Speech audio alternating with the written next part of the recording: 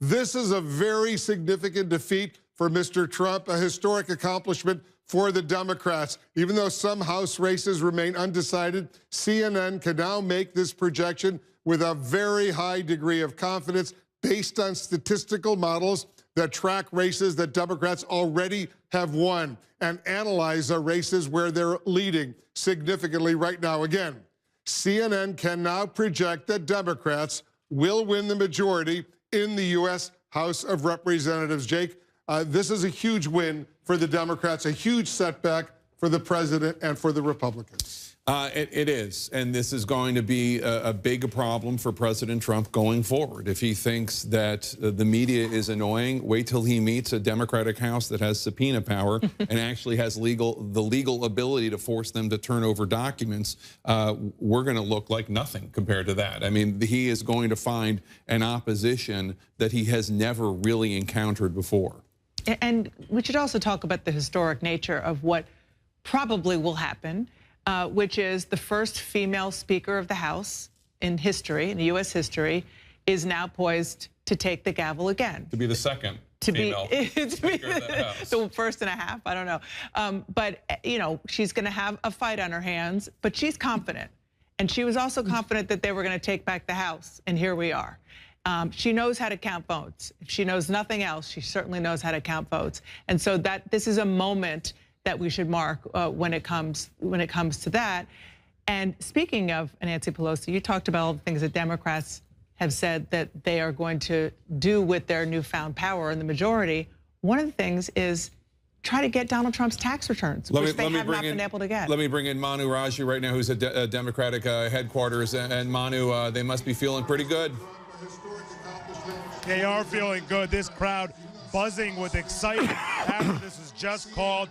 Getting the CNN projection. Now, I can tell you as this crowd is getting excited, there are Democratic members, chairmen of key committees, who are planning what they will do in a House majority. I spoke to two of those chairmen just earlier today. One, Elijah Cummings, the House Oversight Chairman, who told me they plan to use their committee rather aggressively, including to look into whether or not President Trump violated the clause of the Constitution that prohibits federal officials from receiving gifts from foreign governments. He told me that they may even seek President Trump's tax returns as part of their investigation. Now, I also spoke to Jerry Nadler, who's the chairman of the House, who will be the chairman of the House Judiciary Committee in the Democratic Congress. He said there are a range of issues that they are going to look into: family separation, gun safety laws, and he made it very clear. He said to me, quote, "Trump is going to learn that nobody is above the law."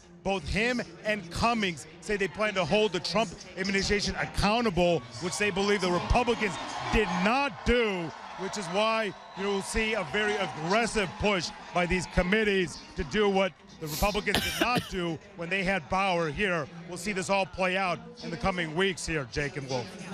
All right, Manu Raju at Democratic headquarters, apparently watching CNN on delay or something like that. I think that Nancy Pelosi is going to be speaking over there fairly soon. We'll monitor that as well. Anderson, let's get back to you. All right, Wolf, thanks very much. Back with the panel. Vin Jones, I don't know how many hours ago it was, you said this was heartbreaking. Where is your head now? My heart has been restored. It is the end of one-party rule in the United States, thank God, and the beginning of a new Democratic Party. Younger, browner, cooler, more women, more veterans can win in Michigan, can win in Pennsylvania, can win in Ohio. We have the first Muslim women, first Native American women, of the first black woman from Massachusetts, first Latina from Texas. It may not be a blue wave, it's a rainbow wave. It's something happening out there, and I'm happy about it. You know, can't deal with your mood swings. Hey, listen, man, it's been a roller coaster, man. It's been a roller coaster. You know, look, control is control of the House. That's what it is. And Elijah Cummings, who's going to control oversight, just said a few minutes ago he'd like to see Donald Trump's tax returns, which he will see. And there'll be all kinds of questions on oversight about how decisions were made that we don't know the answer to right now. And I know, Rick and David, you're saying, let them have it. Because you remember Newt Gingrich overreaching in 1994? We were there. Okay. And you believe the Democrats are going to overreach? Well, they're already doing after it. tonight. I mean, How are they already doing it? and they're already Because you talking have about Schiff. One at a time. Tax Let the return. senator That's talk. just insane. I'm Can just, we just Wait, let the senator talk, and then why would you want to do that? So, no, look, Republicans are feeling good tonight. I really, look, I understand we lost the House, but probably the five biggest governor races, we're going to win 4 of them. And we're probably going to hold up. I mean, Scott Walker, who is a zombie. You cannot kill Scott Walker. You just can't do it. You can. I mean, it looks like he's going to survive. I mean, that is a huge win. Number one. Number two, the Senate races. We're going to pick up 3, 4, maybe even 5 seats by the end of the night. No, we didn't know that. I mean, the fact that we have done this well in spite of what is seen like this wave is a real testament to the President of the United States and what he did. And most importantly, all the big emotional races have gone in favor of Republicans, right? All the big emotions, the Beto. Well, I think that's what you were reacting to. The Florida races. The 2 Florida races. All the big emotional races that suck the oxygen out of this race. I'll give you that. Listen, and Andrew going down hurts my heart. Andrew Gillum going down in Florida hurts my heart. I've known the guy for 10 years. He's a great person. He's been a great governor. Seeing Stacey struggle hurts. Seeing Beto get stopped hurts.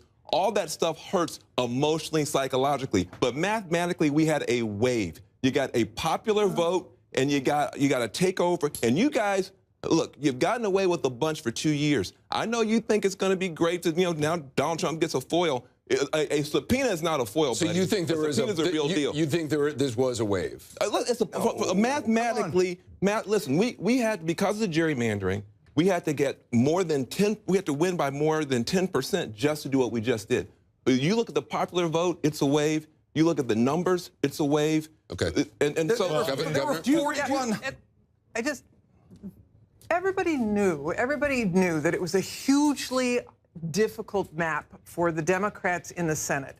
So I know that Trump will claim that as the media didn't know. Would you just finish? Let me finish. In the House, however, if we get to the numbers that CNN may be projecting, that is a wave on the House side. And can I just say, so much of that wave is being propelled by women. The women so far who have flipped, more than half of the seats are women. So, and I think that is true. We should take a step back, though, and it really does reinforce kind of the notion of the divisions within our country, because what you've seen is the suburban areas becoming a hub for Democrats. And the thing that happened tonight that was sort of unexpected was that in those next ring districts that included suburbs and some rural areas, ex-urban areas, there are some of the races in Virginia, like the 7th in Virginia. There are a couple of races in Illinois like this. Democrats won races that frankly weren't considered prime opportunities for them. So, but there's no doubt that the suburbs have shifted from a Republican base to a Democratic base. All those things I think are true and can be true, but I think you can also look at the results tonight. If you're President Trump, and you can say, my political instincts are generally still pretty good. I still know how to get my people out, and I still know how to pull it out in the places where I need to. I think the dynamics in the suburbs are clear. They're very clear. Republicans are having a really hard time. Democrats did have a wave in terms of the number of seats they needed in order to do that. But President Trump's candidates, some of them unlikely, like Ron DeSantis, pulled it out in some of these places. And President Trump was saying to his advisors, I know how to get my people energized. I know how to get them out. And in politics, we all know there is no moral victory. If you win by 1 point, you win. And that's what President Trump. And Republican governors in Wisconsin, Ohio, and Florida are extremely important in 2020. Right? Big list, right? Yeah, no, Florida's no just random state that he still feels that he has his political acumen in. That is pretty critical. I just want to underscore David's point about the suburbs with some numbers, and Jennifer's point about women. It's not just female candidates that have driven this. It's the female voters that have driven this as well. The divide here among women, who made up 52% of the electorate, they went for the Democrats by 20 points, 59 to 39. I mean, that is just huge. The suburbs, 4 years ago, when the Republicans had a really good night, they won the suburbs by 12 points. It was an even draw in the suburbs between the parties. And independent voters have completely bailed on the president. He won them by 4 points. I think we forget that all the time because we talk so much about his base. He won them 2 years ago by 4 points. Losing them by 12 points tonight, the Republican Party is. So there is, Anderson, we have talked for weeks leading up to this election. There were two different universes on the ballot today. The battle in the Senate taking place in Trump country, and the battle for the House is this restructuring of the great American sort. And these suburban independent voters have issued their verdict on the first half of the Trump's first term. David,